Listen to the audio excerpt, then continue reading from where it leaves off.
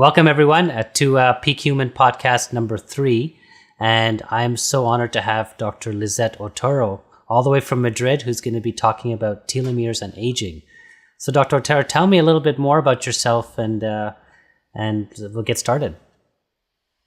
Okay, thank you for having me today. I am Dr. Lissette Otero. I am a clinical pathology specialist. I am also an MBA, and I have a master's degree in anti-aging medicine.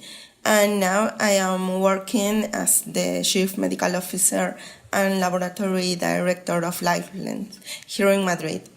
We measure telomere length with a cutting-edge technique, and with that information we can calculate your biological age and give you and all the clinicians that work with us tools to make decisions to change and improve the health of their patients.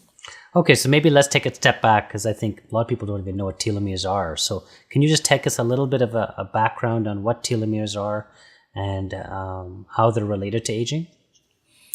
Yes, telomeres are nucleoprotein complexes that are located at the end of chromosomes. Mm-hmm. They are formed by no-coding DNA, a repetitive sequence of no-coding DNA, right, which function is to protect the coding DNA. Right. So they are essential to maintain the chromosome stability. Okay, so they sit on the edges of all our DNA. Is that right? Like these telomeres are Correct. The caps, I guess. Exactly, right. You can say that. Yes. And my understanding is that as we get older, these telomeres shorten. Is that true? Yes. What happens is that every time a cell divides, mm-hmm, telomeres get shorter. This is due to the end replication problem. Mm-hmm. So this means that one cell has a limited number of division cycles. Mm-hmm. This is known as the Hayflick limit. Right. When a cell reaches this limit, mm-hmm, it stops dividing because it enters into the senescence state. It can't divide. Right. And this is because the purpose of this is to avoid problems with the replications. Right. And so do we know that does everyone's Hayflick limit, is it different, or is we all have a certain number, the exact same number of divisions? It changes depending on the type of tissue. Right. Oh, type of tissue. Okay. Yes. Mm-hmm. So what are the types of cells that have the most cell divisions, like the longest telomeres? Is there a type of specific cells that? No, it also depends on physiological conditions of right, the entire body, mm-hmm, but we can say that the Hayflick limit can go from 50 to 70 division cycles. 50 to 70, okay. Mm-hmm. So how many base pair, like how long is the telomere length when you're born or when you're a kid? It varies because we have a massive database, and right, we can say that for the same age, different individuals can, mm-hmm, have very different telomere length. Right. When we are born, we can have around 12,000 kilobase base pairs, right, for telomere length. Yes. But some people can have 14,000, others can have 11,000. It can vary. Oh, okay. And is that genetic? Like what determines? Yes, that's the genetic inheritance. Oh, okay. That's determined by our parents, what they gave us. Mm-hmm. And this genetic, is there certain ethnic groups or populations that have longer telomeres than others? Like, is this that they're born with longer telomeres? Do we know that?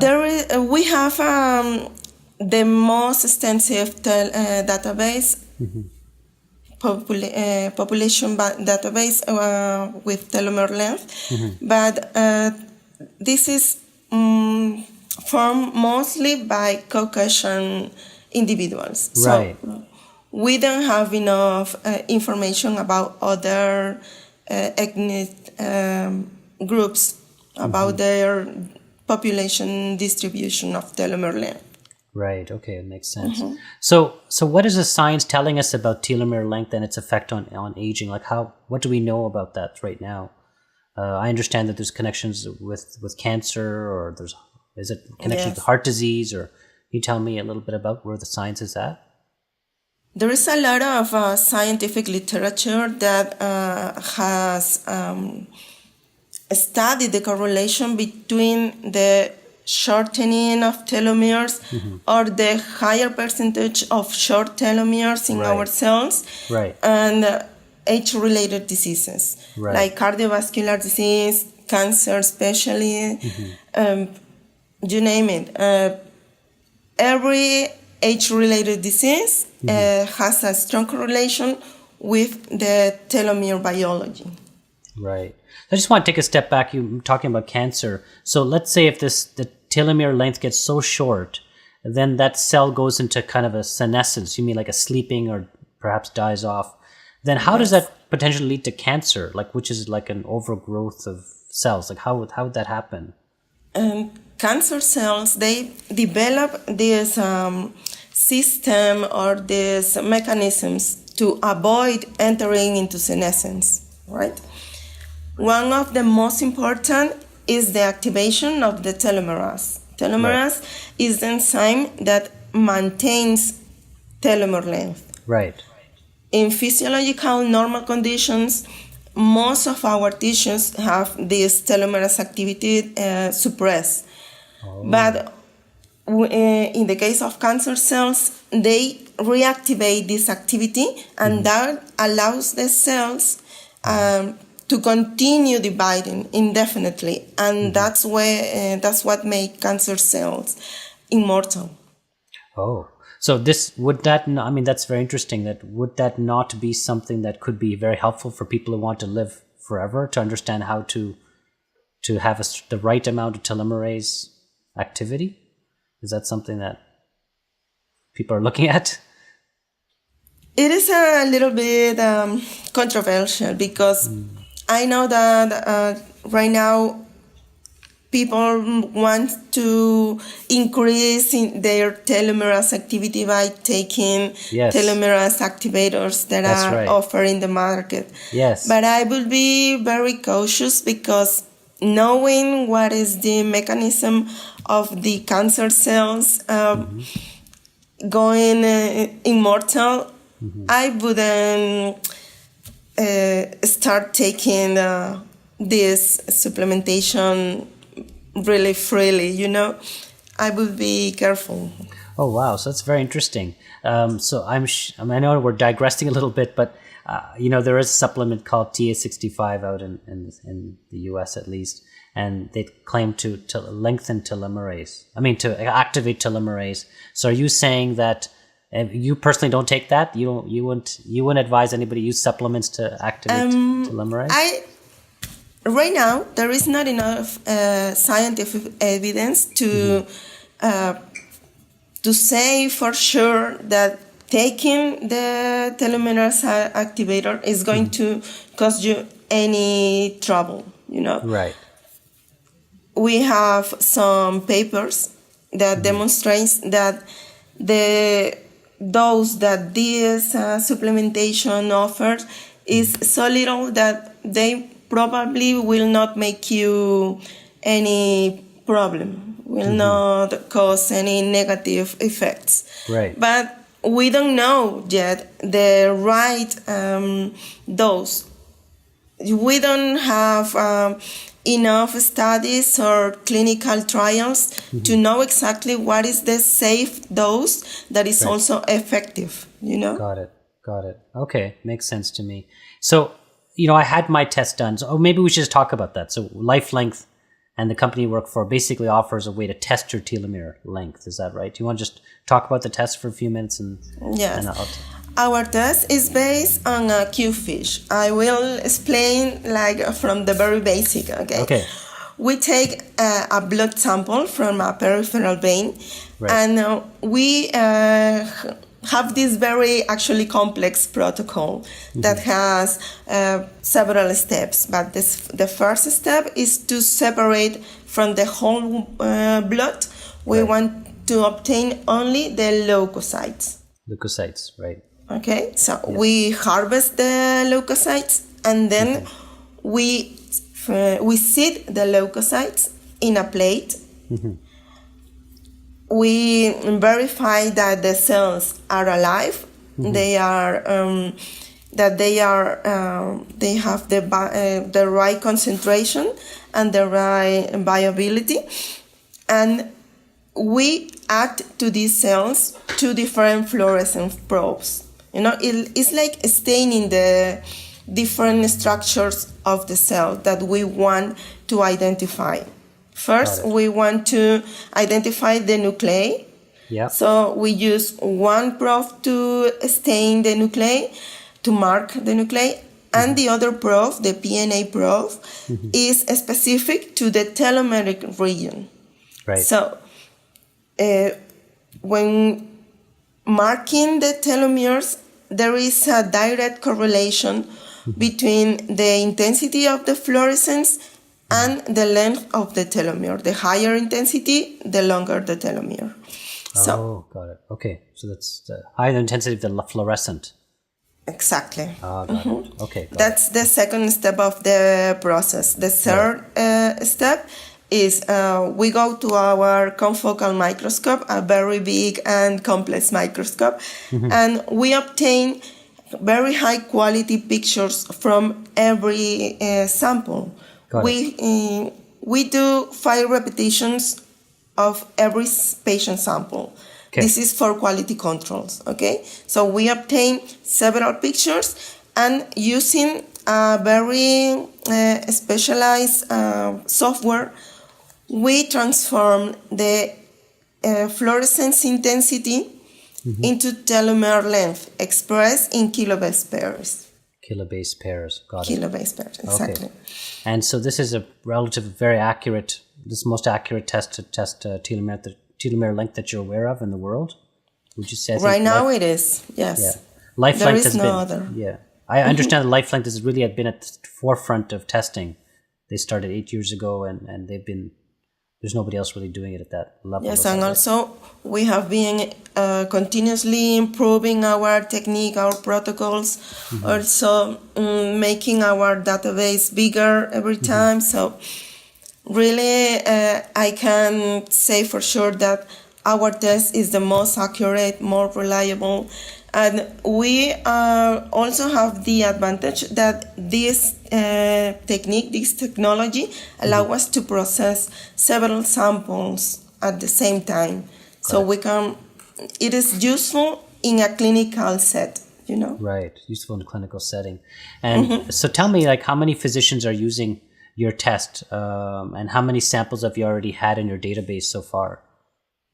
Right now in our database we have around 4,000 samples. Okay, got it. Okay, yeah. And how many physicians are using your testing? Is it in Canada, United States? I'm sure you. We have physicians using the test from all over the world, and maybe 1,000 just in US. And I don't have the exact numbers, but it's increasing every day. So right. And just for our listeners that and viewers that you have a webinar series. That webinar series is only for physicians, or is open to the public too? It's open to the public. Everyone can access to them, and also if anyone have any questions or want to know more about our technique, our company, our products and services, they can contact us directly from our webpage. Okay, so I want to kind of go back now to the clinical utility of this test. So we understand we can measure these telomeres. So can you tell me why is measuring your telomeres so important? Like, can we actually make some changes that could actually change this? Like, could this actually impact our life, knowing our telomere length? Like, that would be, I think, what our users are wondering. Is it worth it even testing? It is worth it because you should think about telomeres like a biological clock. They will tell you how is your aging process right now at the cellular level. Got it. So So with this information, you and your physician, because we recommend to take the test through a physician, so the results can be correctly interpreted, And you can take that information and along with the clinical information and clinical history of your patient, the lifestyle, you can make decision to improve his or her lifestyle, and also to measure the impact of all these interventions in the overall health status of the patient. So also, this is a useful tool to predict if your patient is more prone to have age-related diseases. Right. And so let's just say I had the test done, and to be honest, I have just full transparency, and I'll share my report to everyone later. But I'm 48, and my results came back I was about 43 or something. So what do you suggest that's proven out there that can help me to even prevent the shortening of my telomeres? What types of things could I do in lifestyle that could make a difference? I should say that the most important thing that I've seen is stress management. Stress management, yeah. Very important. And so how does the stress do that? Like, how is the stress impacting telomeres? Do we know that? The exact mechanism, I would say that it has to do with the inflammatory status of our body. Right. When we are stressed, we turn on all these inflammatory responses. So this is from what I saw during all this time and patients, is like the most important factor affecting the telomere attrition rate of people, and is related with other conditions. For example, sleeping time, the quality of your sleep is also a very important factor, but this is correlated directly with the stress level. Also, another things that you can do to improve your health and to slow down your telomere attrition rate is to improve your diet, stop smoking, exercise. This is maybe more intuitive, but the stress management is super, super important. So maybe let's take a step into you're going down to two different things I'd like to talk about. One is diet. So do we know what this ideal diet is? I mean, there's people that say whether it's vegan or whether it's keto or, Mediterranean. Like, would you have some sense of what is best for telomeres? The best is the Mediterranean diet. Is it because you're from Spain? No, not because of that. It's because it's proven. It's scientifically proven. There are a lot of papers showing that this type of diet is not restrictive. Right. Is healthy and really makes a difference for your health status. So I would really recommend people to get to know more about the Mediterranean diet and try to adapt it to their lifestyle. And what about fasting? Do we know what the impact of fasting is on telomere length? There are studies, but let's say in the basic research setting, that fasting slow down the aging process. Right. I don't have direct reference to papers specifically looking for the correlation of fasting and telomere length, right? But in the real life, real conditions of real people, fasting is not advisable and is not realistic to ask people to fast, right? But in laboratory settings, it is true that it's been observed that fasting slow down the aging process. Right. And then about exercise, I mean, isn't it that if we're exercising a lot, could it not be that we're actually causing greater telomere shortening? Like if we do too much aggressive exercise? Yes. when it comes to exercise, we have to find the right equilibrium, because we need to exercise. Right. But if we pass this threshold and we exceed the intensity that is the right for us, it will be deleterious for our telomere length. That's also being reported. Why is a percentage short telomeres important versus the average? Why are you doing these two different ways of testing? When we test a sample, we actually obtain not only those two measurements, not only the average or the median or the short telomeres. We obtain like almost 200 variables, telomeric variables. Wow. But in the result, we only include these ones because these are the most relevant to the, let's say, to the aging, anti-aging practice of a physician, and also for the decisions that our patients are willing to take to improve their quality of life. Do you hear me? Yeah, I can hear you perfectly. Okay. Can you hear me? Yeah, I can hear you. Yeah. Okay, that makes sense. Yeah. So actually, it's not the mean, but the median telomere length that is more informative about the distribution of all the telomere length in our blood, you know. Right. And why is the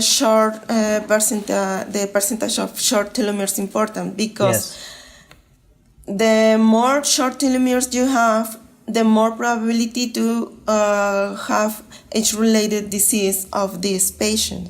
Yeah. So. Can you tell me where things are going now? You mentioned offline that your company's looking at using telomeres as a biomarker for how someone's going to do with cancer. Yes. Risk for cancers. Do you want to just talk about that for a few minutes? Yes.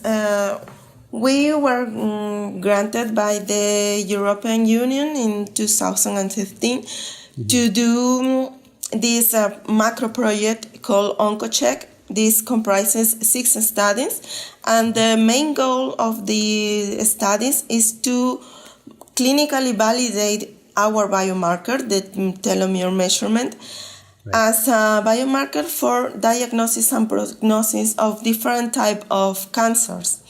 Like, for example, lung cancer, prostate cancer, leukemia, solid tumors, and hematological tumors in children. And we have already enough data. We are in the data analysis stage of this study. And we hope that soon enough we will have very good results about these biomarkers to be used as a tool to improve the diagnosis of oncologic diseases. So are you saying that you anticipate when for every cancer patient they'll be testing telomere length and telling the patient, okay, this is the type of cancer you have? I mean, this is your prognosis for your cancer, or it's going to inform the treatment? It is going to be, for example, for prostate cancer, our tests combined with some clinical variables will give us a risk score, will tell us if this patient with this clinical condition has a high, a medium, or a low risk or probability to have prostate cancer. Got it. Makes sense. Okay, excellent. So I think that's excellent for now. So I'm going to probably be repeating my test. And for the viewers out there who watch this, we're going to be giving a discount. Just contact us if you'd like to have your telomere test, and we'll help arrange that. And then I'll give you some guidance on that. So thank you so much, Dr. Otero. Anything else you want to end off with, or? Just tell everyone that testing your telomere length is going to really help you to make decisions to improve your overall health and to predict and prevent your the probabilities to have any age-related disease in the future. So it is going to be very helpful, especially to make patients to take the steps to improve. Makes sense. Yeah, I've heard always that, describing telomere testing as like the new cholesterol testing. What do you think about that? Do you think it'll be in part of like everyone's general testing in a couple of years? I hope we can get in the future to that, because it's really informative and helpful. All right. Thank you so much. I hope rest of your day goes well in Madrid. Mm-hmm. Thank you for having me, and whenever you need anything from us, you are welcome. Okay. Take care. All right, everyone. Okay, thanks, everyone. We'll sign off now on Peak Human podcast, and we'll catch up with you next time. Okay. Thank you. Bye-bye.